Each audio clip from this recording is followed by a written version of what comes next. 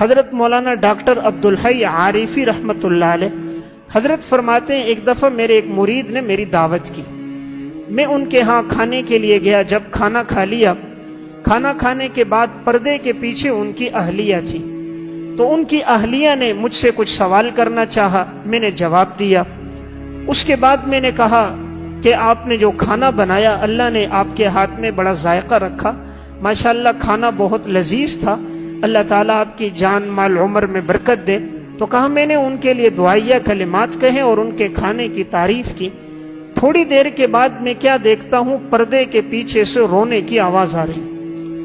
فرماتے میں پریشان ہو گیا کہ کیا وجہ ہوئی کہ یہ خاتون رونے لگ گئی، شاید میرے جملے سے اس کو تکلیف پہنچی ہو۔ تو میں نے پوچھا کہ کیا آپ کو تکلیف ہو گئی؟ ان کے شوہر سے کہا پوچھیں کیا کسی جملے کی وجہ سے ان کو کوئی عیب پہنچا ہے، کوئی تکلیف پہنچی ہے؟ تو ان کی گھر والی نے جواب دیتے ہوئے کہا تکلیف نہیں پہنچی، یہ میرا رونا خوشی کا رونا۔ زندگی میری اس شوہر کے ساتھ گزر گئی، 50 سال سے زائد کا عرصہ ہوا، زندگی بھر کھانا بناتی رہی، ان کے لیے خدمت کرتی رہی، کبھی اس نے تعریف نہیں کی۔ آج زندگی میں پہلی مرتبہ اپنی تعریف سنی ہے تو خوشی میں رونا آ گیا۔ زندگی میں پہلی دفعہ اپنی تعریف سنی ہے تو اس لیے میں رو رہی ہوں، اس سے پہلے میں نے کبھی